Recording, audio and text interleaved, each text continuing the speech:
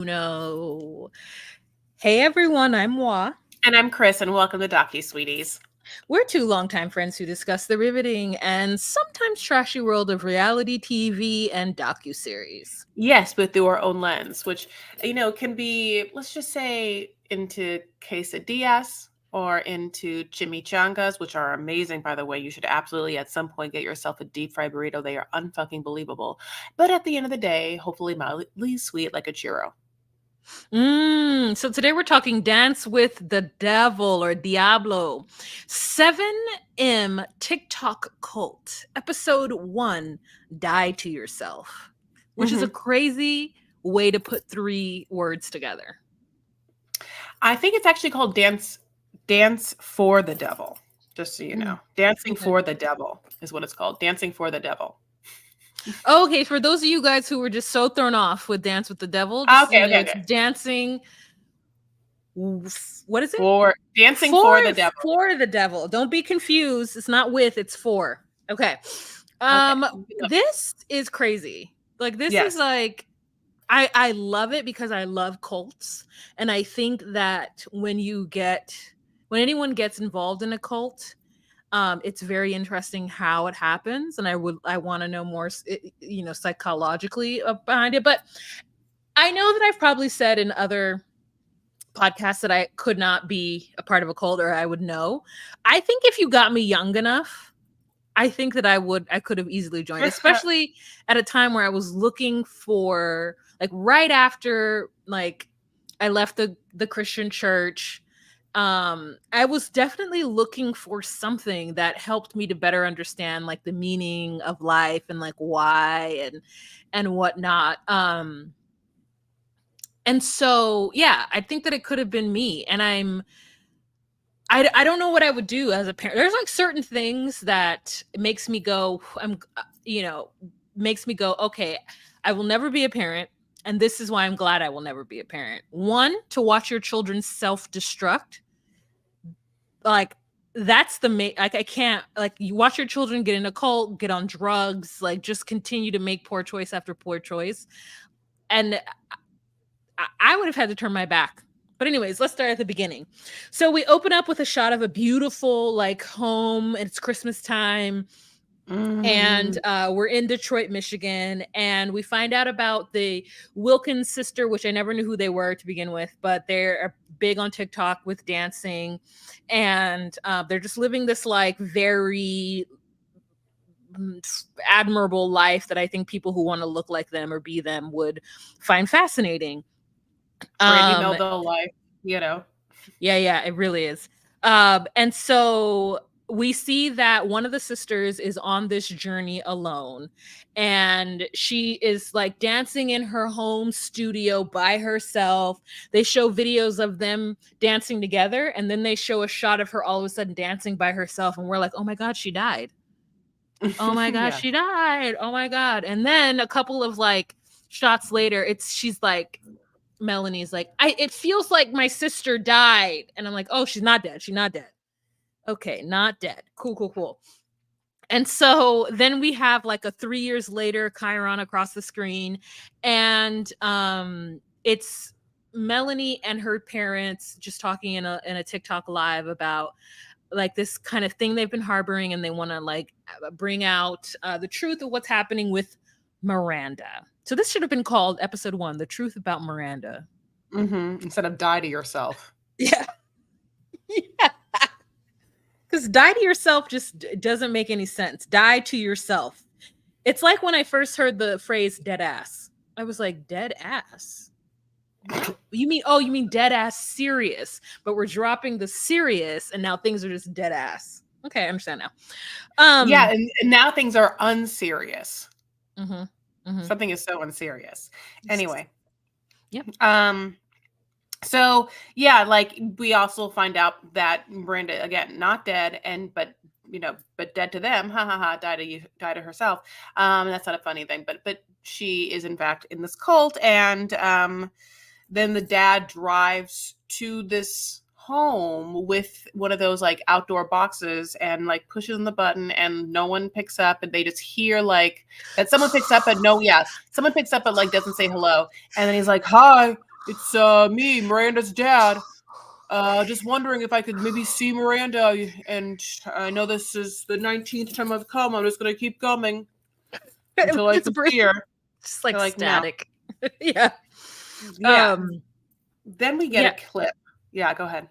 We get a clip of the Shekinah Church. Now, for those of you guys who are part of the 90-Day Universe, you know the name and you know it well. Shekinah. Shekinah. It means to be in the presence of God or the presence of God. And so it's a church. And it's in Los Angeles. It's ran by a man named Robert Shin.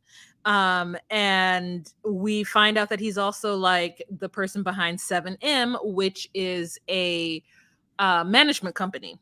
Mm-hmm. And so there's a lot of people who are a part of this kind of TikTok dancing world. A lot of people from So You Think You Can Dance. In fact, one of the sisters, M, they auditioned for So You Think You Can Dance. So this is during like that time. And Chris and I know it well because we are So You Think You Can Dance aficionados. Dancers. We're Since dancers. season one. Since season We might as well one. be dancers. We might as well have been Yeah. dancers since I season mean, one. like literally since season one. When Twitch died, she and I were very upset. Yeah, also. Yes. We've gotten golden tickets. We, like which is absolutely fucking crazy is Paula Abdul is suing Nigel Lithgow for like sexual harassment and like is going for like huge amounts of money. And I think that of course that he did it. And I feel like she's gonna win. And it's just like, I mean, he was always the grossest part of that whole show. The best parts of that show were the choreography and dancing, but like they got rid of a lot of like. Wait. Paula Abdul was a judge on So You Think You Can Dance? No, on American Idol, but American Idol. But Yes. Nigel produced them both. Yes. Okay, great. I just want to like, get. But Nigel Lithgow obviously was a judge. He was a huge dance. And so, and since the beginning, and we always like loved Kat Deely. We always loved Mary Murphy and the Hot Tamale Train. Yeah, we love Tysta Oreo. We love like Mia Michaels. We love, like what was that one that had the crazy dances like from the garden, that crazy one? We loved her. Mm-hmm. We loved Wade Robson. And then, Wade Robson obviously has like the Britney Spears connection now, like lives in Hawaii, just like doing like workshops. And then recently Britney just like posted about him, knowing of course that like he also accused Michael Jackson. It was one of the two accusers of the Michael Jackson estate. And Britney like posted on her Instagram, like, what an amazing man about Wade. Like, he's been through so much and just so, happy that he can like do this or whatever. Anyway. Well, congratulations, guys. And you now know that Chris is our pop culture aficionado. She just like connected a line all the way to Britney Spears for some reason. 7 degrees. I could do it. I could do always it. 7 degrees bringing it back to Britney Spears. Okay, back to this. Oh, I fucked up my mic. Back to this documentary. Christina, can you cut out her dropping the mic? Okay, so with this, it's a big deal. And so we have these cult members who dance all day and they only talk with each other because but the thing is though, they don't know that they're a cult crew. They just are a crew of dancers who are trying to be in LA and make money. And that are also Christian, or maybe are used to Christianity in some way, and all that provides as well. So then all of a sudden, the aftermath of her family doing that TikTok live where they talk about the fact that she's like disappeared from them. There's a lot of think pieces that happen in the world of TikTok. And this must have been before I was paying attention to TikTok. Oh, it was before the pandemic. Or I don't know, girl. I don't know when it was. This is not on my timeline. This is not on my For You page. So, yeah, okay. Or my FYP, as the kids say. And so, there's all these people doing think pieces on, is she really in a cult? Is 7M a cult? How could it be a cult when all your faves are in it? And then the comments start to kind of turn against the family and say like, well, maybe you're the problem. Maybe she's running away from you. You guys are obviously weirdos and she seems fine. And one thing that Chris noticed though is that this show, this like 3-part series, is executive produced by Wilbur Valderrama, who is also kind of a weirdo and it's from that 70s show. So there's little things. There's another 7 degrees of separation. Who did he used to date that knows Britney? Go. Everyone. Okay, He great. dated everyone. Demi Uh, Lovato for a long time. Yeah, I wrote down Wilbur, but it's Wilder. Anyway, sorry about that. So we get a lot of home videos of those Wilkins sisters dancing as kids, and they were like, listen, we wanted to do it. We were two women who liked to dance. We both wanted to be dance stars, like all the other mhm. dance stars, Brittany. Anyway, like they both want to move to LA and start, doing all the things. And so they do, and they're like, making modest success, or like twins. And so like that's kind of hard for them. But they're living the dream, and then they get a DM from this guy named B Dash. And B Dash James is like a crump legend, like just like everyone knows him. Like, and all these people, like they're all in the obviously social media world, so they're getting a DM and then looking at that person's page immediately and seeing that this person has like 2.4 million followers, and it's like obviously lots of videos of this person being an amazing movement dance artist. And so they just, when you're also young and you're also content creating, there's like such a push to like come out with great content, be your own producer, like do collabs, grow your thing, and so they are like, yeah, let's meet up. Like we can like do something together, your people and my people. Of course, it's like two different styles, but we can make it work. And they do a video or whatever. But then on a group text, they realize that like two of them, Miranda and him, start really connecting, Yeah, and Like, connecting so much that James, or B Dash, even comes and stays with them partly during the pandemic with the family in Michigan. And so her family gets to know him. And then we get introduced to a man by the name of Concrete. His name is Kevin. And they were best friends, him and B Dash, since they were 19 years old. And so we get a little montage about what crumping is and how it's raw emotions. And it stands for Kingdom Uplifted in Mighty Praise. Never heard that in my entire life, but cool. oh, And then we've got the it's like world. Christian. No. Okay. That's what it feels like. So then we Yeah, got it the does. world of dance, which Kevin and B Dash were on, and they did such a good job. And so they're Yeah. getting notoriety, and they're out there like living their best lives, but poor. Okay, Kevin meets Kalia, and they start dancing together too. So B Dash starts to work with a guy named Isaiah. Isaiah happens to be Robert Shin's son, and Isaiah Mhm. does videography. Mhm. And then we've also got Aubrey. Aubrey gets introduced to us as well. Aubrey meets Robert, the pastor, and he's been looking for a church. Like these are all just like young folks who, when most likely when they lived with their families, they were Christian. I mean, Mhm. just growing up Mhm. black church wise, like I could see all of these guys like being in that spirit and like coming to the evil land of LA, but not wanting to like go to church every Sunday in a way that you did back home, but still wanting to have your spirituality. And so Miranda says that when she first met Robert, because people are at their son's house, like at his son's house, where his son Isaiah is like producing, is thinking of doing makeup. He's thinking of all the things that'll make the videos look good and kind of taking away that producer role from the creators. And listen, I'm going to tell you right now, as somebody who wanted to be an entertainer and wanted to be an actor, the idea that we have to do all this stuff ourselves in order to get ourselves out there and produce ourselves, like going on YouTube creating videos. If I have always said, if I could just have somebody do everything and I just be Yes. the online talent, Yes. then that would be so much easier. But Yes. Isaiah filled that void for them. So I'm Yes. like, I'm in the cult. Okay. Yep. You're Yep. gonna pick out my costumes, my makeup, tell me what Yes. everything's gonna look like, and Show all I up. have to do and just show up. You give me a song a week, and I just show up and practice it and shit. Oh, I'm in the cult. Yeah. And you're Mhm. making money and stuff like that. You're absolutely, Yeah. and so Robert reads basically, to go Miranda ahead. a passage from Revelations when he's like, "You are lukewarm.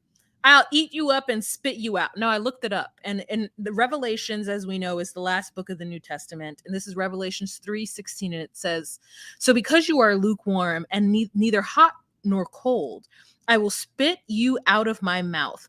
Now, this is where you get the term lukewarm Christian, which we love to use it in the black church. Oh, he's a lukewarm Christian, meaning that you're not all the way hot. You're not all the way in. You're a half-ass Christian. Okay? Wearing your belly out and shit. That's what I would literally, the whole time I'm watching this, I was like, Miranda got her whole belly out. How is she saying she a good Christian? Oh yeah, no. I'm like, you got to keep yourself covered up. You don't want to, spoil the eyes of men. Be a head turner, you little floozy. Anyways, and so that's what it means. It's like Jesus just wants you to make a choice. So then we've got Kylie. Now, Kylie, okay, don't get it wrong. Okay, Kalia is with Kevin, okay, and Kylie is with Aubrey. Just Mm-hmm. so you guys are Mm-hmm. tracking. And B Mm-hmm. Dash is with Miranda, and Melanie, Yes. she don't got no boyfriend, okay? No. Mm-mm. Because if she had one, then she'd probably be in the cult too. Now, so enter Kylie. Isaiah is with no one, and Cleo will be with no one when we get with Cleo, except they're Mm-hmm. both Robert I mean, Shin's. That's just like the whole children. family tree. Yeah. Yeah. So enter Kylie, and she says that Aubrey was her first true love and a perfect best friend. So she's already in the cult because she's like, she loved that man so much. Yeah. So Isaiah, Yeah. so She's not one going time anywhere. they're all kicking it at Isaiah's house, and Robert comes over and he's like, fresh meat. No, I don't know. But he comes over to his son's house and he's like, how come you guys aren't making more money? And they're like, oh, management isn't communicating with us, and I'm not getting the deals I should be getting. And Robert's like, oh, I'll make you lots of money. Don't trip. I'm gonna create one for you. I'll create a management company. Everyone change your socials. Let's just get a website real quick and I'll manage all of that for you. And they're like, no, you're going to save our souls, but you're saving our lives right now by ensuring we have all this money. Yes. Yeah, and he's like, great. So I'll take 20%, and of course, the church, which is saving all your souls, will take 10%, and we'll see how much money you make, and from there we'll take 20 more percent. Yeah. So, yeah, like they really have at this point someone to film their content and a church and a management team. So like, and again, these are a bunch of people who like came to LA who like don't have a strong foundation, and it's so hard to find like a community when you're like an artist in LA. So I feel so bad because he's like preying on like such a people. But anyway, so he also decides to throw this dinner party where he tells Miranda's sister, like to come, and like other people have to bring their friends, and it's like a weird situation where they're all sitting down, everyone feels uncomfortable because he's like commanding presence in such a way that I can feel like I can tell. It's like when you go somewhere and you're like, well, now we're just sitting watching you talk, like you are at the head of the table, like we would rather just be able to be amongst ourselves and talk across the table and talk to our friends. But basically he tells Miranda's sister that she's going to go to hell. I mean, she is absolutely going there if she died today, and that she doesn't want to go to hell. She has to follow him, and that's just a hard pill to swallow. And it's also really fucked up because I feel like you have to like look at someone's face right after they say that. Like someone, let's just say he said that to me, and let's just say you brought me here, and he was like, Chris, you're going to go to hell if you didn't die today. So just so you know, you might as well join here. I would just be like, oh, really? Well, it's because you have such a strong background and upbringing of not only am I a Christian and it's like rooted, but it's also we are the real Christian church.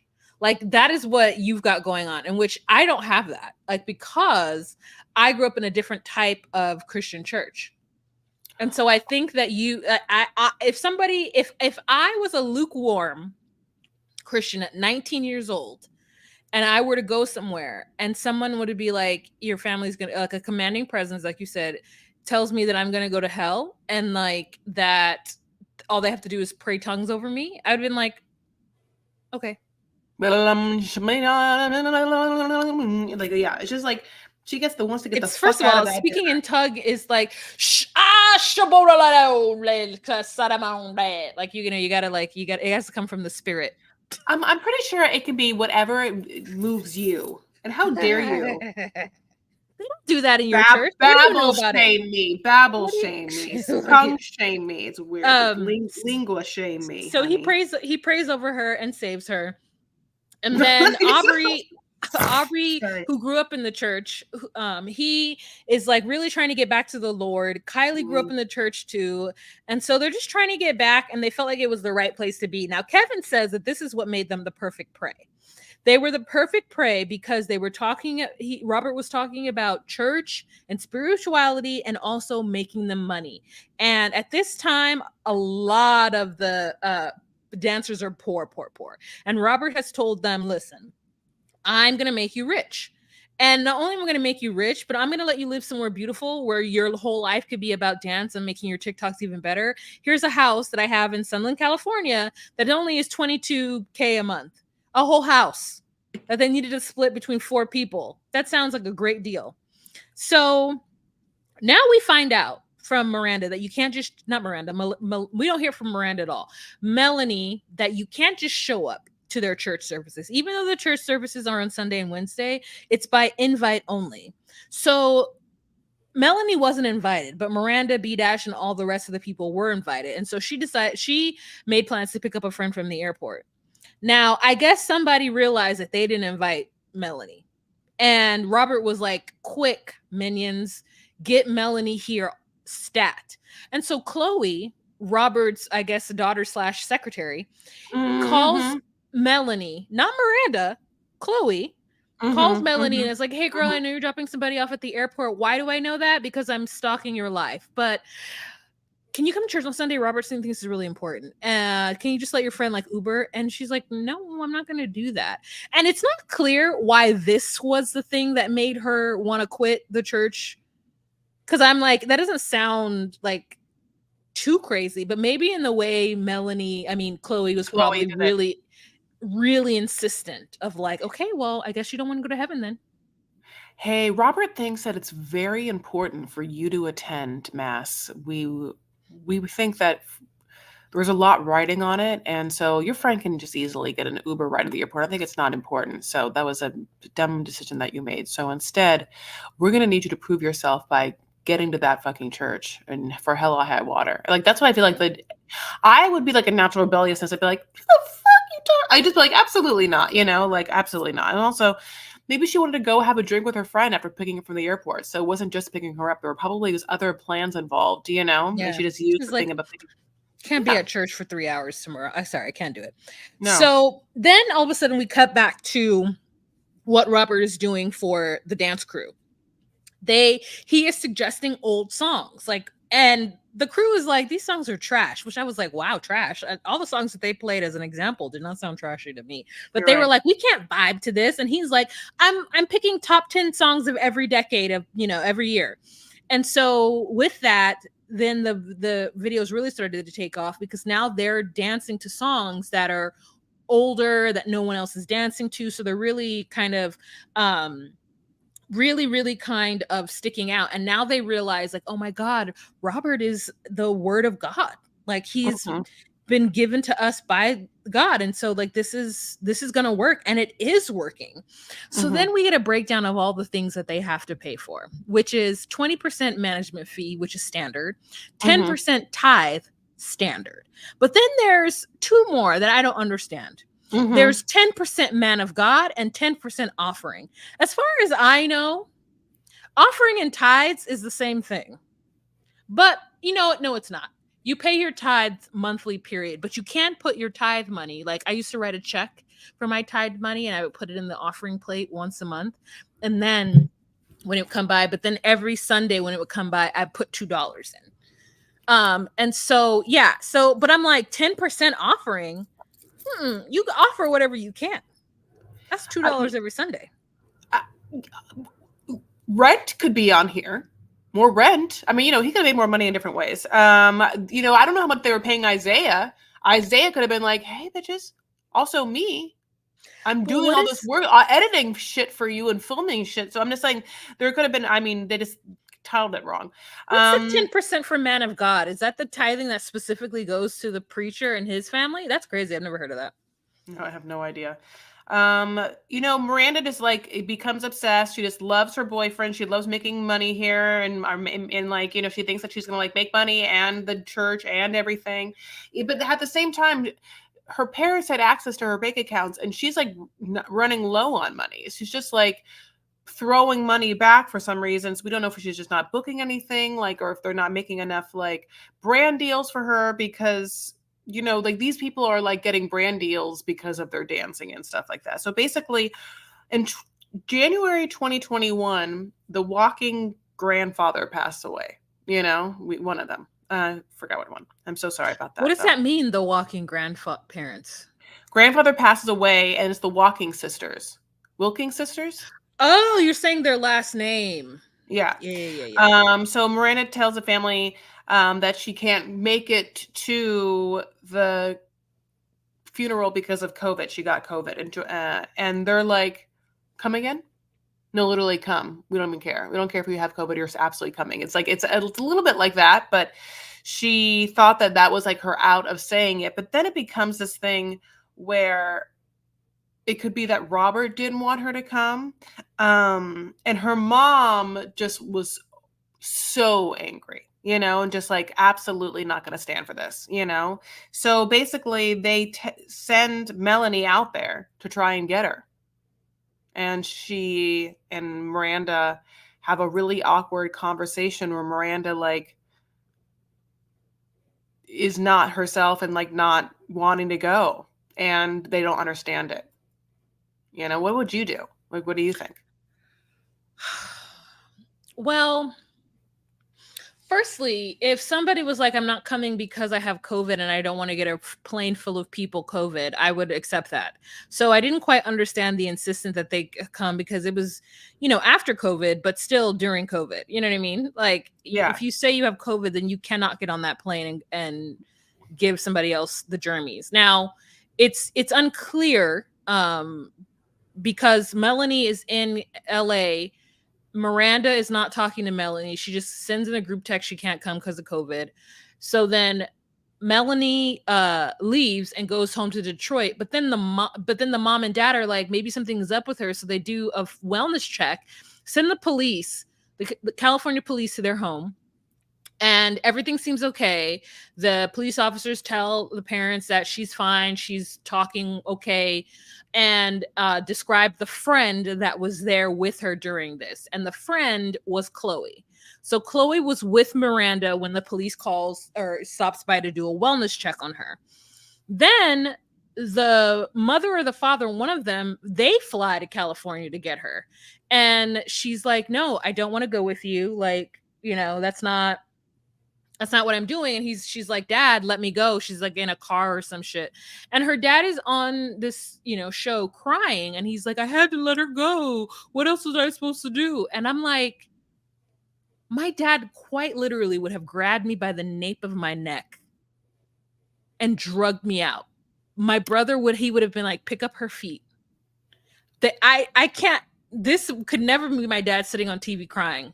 After he has access to my bank accounts to know that I've run out of money? I mean, I am being pulled by the hairs of my chinny chin chin out of whatever situation is happening, and I'm going with them. My parents would be in trouble. My dad would be hollering the whole time. My dad would have a machete. He would have some kind of weapon. They wouldn't just be this like I don't know. That's just where I'm at with that. I don't know. What would your dad do? Oh God. I don't know, but like, especially if I was like, Has your dad yeah, ever hit you? Michael Farah. I have to ask someone I've been closer hit. to God than you. I haven't been hit because I am already like dependent on him for survival anyway. And so I already have to submit, like I'm in, I've never done any, like one time I tried to pout and run away, but he didn't notice. And so I sat across from the house and just like, because I really wanted a dog. Yeah, like I just as a child who got hit, there was no way that there wouldn't be hands laid on me. He would grab me by the meat of my bicep and pull me out of the car. I just can't imagine the scenario for that to even occur. So it's just so weird. But anyways, so her dad had to let her go. But Kylie, who was actually around during this time when the drama is happening with Miranda's parents, Kylie is like, no.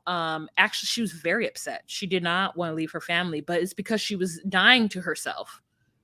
And then that's when we get this weird ass statement. Mm-hmm. What was she doing? And so then she was dying to herself. And so we have a video or like a soundbite of Robert saying, you're not Jesus's disciple until you die to yourself. Mm-hmm. You have then we have Kaylee and Kylie who explain to us what that means. And that basically means that you have to let go of your family, so that once you become properly saved, if you go to heaven, your family will go too. Which is so crazy. How I've never heard anything I've never heard this in my entire life. So in their religion, that you need to let go of your sinning ass family so that you can get right with the Lord and eventually bring them back into the fold of Christ so then they can go to heaven too. But first you have to cut them off. You have to cut them off. And so now this didn't sit right with everyone. It was okay for some folks, but it didn't sit right with everybody. Aubrey stopped talking to his mother. Okay. Now, Kevin slash Concrete, Kevin was like, oh, you want me to not talk to my son? And at this time, it looks as though Kevin has about a 4-year-old, 3-year-old son. And Robert tells him, yes, you need to die to your son. So basically, Robert is telling a young Black man to all but disappear, if not fully disappear, from his child son's life in order to get right with the Lord to bring him back later. And Kevin is like, how do you do that? Like, explain to me how I just walk away from my child, my firstborn. And he says he never got a response from him for that. So part of the transition going into, dying to yourself is also cutting away a lot of things that represent you. And so we see a montage of Miranda actually going through that. She has her and her sister have this long brunette brown hair. And during this time, she ends up going to the hairstylist in order to get a new look. And that new look is cutting her hair and dyeing it. And so now she's like a person that has her hair dyed and it's cut. So yeah, it's crazy. So sorry, just coming back from a quick technical break for me.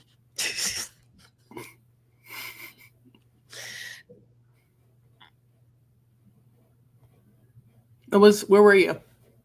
Where she cuts her hair.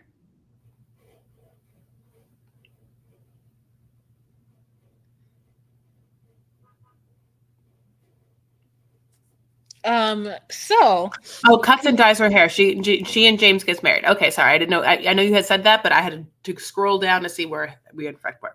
Yeah, okay. And then her and James get married. So those are the things that happen. Christina, can you cut that so that makes sense? Yeah. Thank you. I'll let you take over. My food is downstairs. Oh, I'm so sorry. Yeah, no, get it. So basically, as we've seen like in Twin Flames and stuff, parents start to reach out to other parents like on the internet and stuff like that. We're already in a social media world, specifically with this one. And so it's good because the Wilking family reaches out to Reno's parents. And they speak with someone who tells them that they can't get someone out of a cult, though, because they are, in fact, adults. These are not children. And so, unfortunately, I feel like this was in like the Mother Love Wins, the Mother Cult of Mother God, is like as deep in as these people go, they are, free human beings with their own, will and their own livelihoods. And so it's like, what are you expecting someone to do? Like sue them for, like chain them up, like have a stern talking to, I mean, it's just this pattern, at least they can say, of like, well, this is what we've seen. Obviously, I'm so sorry we can't do anything, but it's important that you keep your lines of communication open. It's important that that there might be, a sudden call someday that says that someone has to get out or needs to share information. And that's usually what happens when people try and exit situations like this. And it can be very intense when they do. They're just so sad, especially with the mom, with how cold she is, as if her love for them has completely vanished, as if all the memories that they have growing up is gone. And, her own social media is like, people are have their own stories and you have to do what's right for you.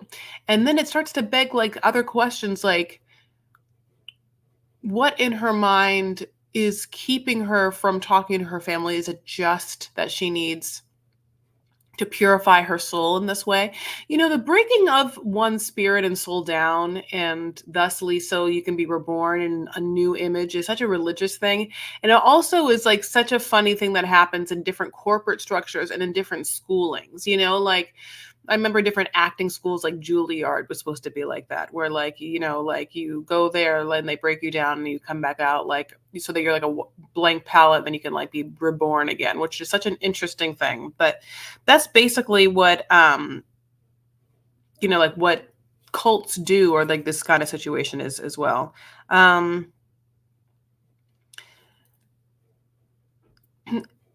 Then Robert Shin starts to get a lot of online hate in retaliation for the family's plea video. And he describes it as being like, all press is good press.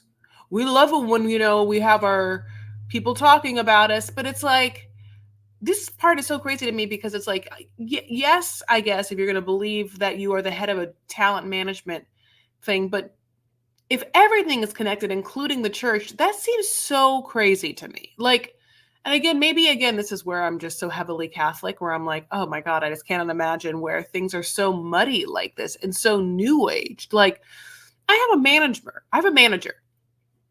like a talent manager, and I've like, I've been at different management companies with her. I just cannot imagine if one of them had like a working church with them where I was paying them back money besides the money that I was already giving them, like my 10 or 20%. It's just that part again is so wild. But anyway, so it makes me so sad for these like kids. I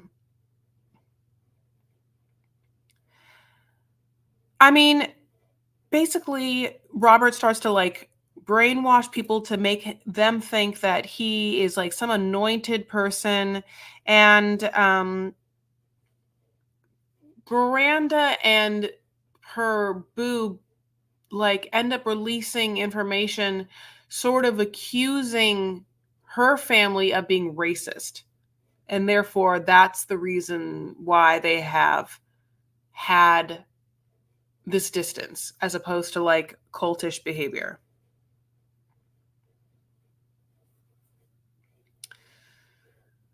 In March of 2022, Miranda then meets with her family in Detroit. And just like they had gone live to like, the dad had posted on of trying to talk to her, she like meets them and immediately goes live. And it's as if it's supposed to be some sort of showdown, but her parents are very much just like, hey, hi, yes, you can go live if you want. Like, we would just want to be able to talk to you and stuff like that. So there's nothing that's really a big conflict of it. And you could tell that she almost thought there was going to be. Like, she thought there was going to be like a drama thing. And then this part feels weird for a bunch of reasons. A, this is like the Geraldo Rivera moment where like nothing was in the fucking tomb. And like, this is like not a big deal. I mean, this is not a dramatic confrontation. They just want to talk to her. And then B, it's super weird for me to start to buy that all of this is like as dire as I think it is, because of the fact that I know it should be, because everyone is broadcasting it live. Like the she's broadcasting it live now because she, I think, for all intents and purposes, is suffering through some sort of mental health awareness, mental health episode where her life is being controlled by a cult. But at the same time, everyone is so involved in like putting this entire situation on display and on social media that it's starting to be like starting to feel like reality show stars that want attention, like who's the blonde girl on Real Housewives of Atlanta, like Croy and Kim Berman or something like that, like I do feel bad for these people, but like everyone is going live and being like, look at my family now trying to like take me back, and they're just like, hey girl, no, we're just here, to try and help or whatever. So I Yeah. So then Robert calls a meeting because this shit has gotten out of control and people are starting to like notice that Miranda and her family and the Wilkins sisters and all those things is occurring. So he starts to tell them, oh, we're not a cult. This isn't a cult. Not a cult. What it is a management company, and I am a legitimate pastor of Shekinah. But then he starts to get strict with things. At some point, he has them sign NDAs during one of the services. Now, Aubrey signed because he didn't care. But Kevin's like, I'm not signing that shit. Smart. And Kevin's smart. yeah, Kevin's not gonna do it. So then there's a bunch of social media platforms that are exposing Robert for the way that he's like doing stuff. Yep. And to me, I'm like, if warfare prayer didn't get you to go, wait, why are we doing this to her family? Like, what's going on? Like that's the thing that was crazy to me, that didn't get you like riled up. I was like, why does he want us to like warfare prayer? That sounds like an oxymoron. Like Yes. those two things should not go together. Yep. So Home office. yeah. So anyways, then the dancers started to get together and be like, you see how he's switching shit up now, talking about, we should be doing this, and what's going on? Why is he trying to get us to, switch it up? And did he do this to you? No, he did this to me. He told me. And they're like, oh snap. What? Okay. Wow, that's crazy. I thought it was just me. I thought it was just me. Then they realized that the regular parishioners of Shekinah Church were kept away from the dancers. Like they weren't necessarily in the mix. They were the 7M dancers were like, I guess, on their own echelon when dealing with Robert, because they got that one-on-one time with him. He put a lot into them because they were making him money. So they had a different experience with him than the rest of the parishioners. And so then they start to do some research, and then all of a sudden Robert starts asking them to, post them having fun, having them a good time, to try to like combat all the things that Miranda's parents are saying. And that's when they all are like, damn, it is a cult. And it's so interesting because one of the main things, or like, I always think of three things that makes you a cult. If there's only one leader / a body of leaders who control mostly everything, there is a kind of one of their doctrines or one of their rules is that you have to let other people go. Like you got to let people in your family go. There's that thing. They try to isolate you away from family members and loved ones who don't agree or talk negatively about the institution that you're in. And the last thing, what was the last thing? I don't know, but those are two big ones for me. If there's only one tyrannical or autocratic like governing party within your church, and then the isolate you from other people. Oh, and giving money, that's usually a big thing to give a lot of money to. That means you're in a cult, boo. Even if it's a Christian cult, because some of the Christian, and this is a Christian cult. It is. I mean, absolutely it is. So crazy. So anyways, then we have like a voiceover of Robert being like, yeah, this is nothing new. They've been calling me a cult since day one. They've been calling this. See, it's not the first time. They said it was Shekinah. And then we enter a new Melanie, an Asian Melanie. Her name is Melanie Lee. And she is like, a friend sent me the link to the Wilkins sisters, like the family, crying out and calling for help with the Shekinah situation. And so she says that she still didn't believe it was Robert at the beginning. She's like, no, this is a dance production company thing. This is not Robert Shin. And so she's like, but dealing with Robert was for 10 years of her life in Shekinah. And then she's like, no fucking way. When she realized after she does a bunch of digging, she's like, how is this guy still around? And so I think episode 2, which is a clip I saw from the internet, is going to be about the Shekinah parishioners and like one person's experience coming out of the church. And I was like, oh, I'm so happy to see a cult leader who doesn't look the same as normal cult leaders. Yeah, that part's Diversity. true. That part's true. Diversity in our cult leaders. Now, however, I had watched the Bikram yoga cult, and so I mean, I'm somewhat used to that. But anyway, God bless diversity in cult leaders. I think it's fun though. Mhm.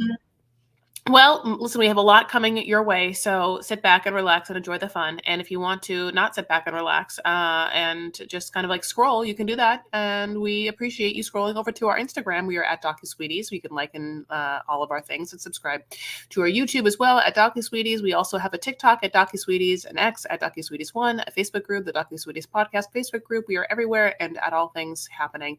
If you want to give us money, listen, we'll take it. Yeah, and this is how you can do it. You could give it to us on patreon.com/DocuSweeties for $10 a month. You get a live very first Monday of the month, which is this Monday coming up, plus other good stuff. So if you're interested in that, you want some of it, join us at patreon.com/DocuSweeties. All right, you guys, we shall talk to you later. Bye. Bye.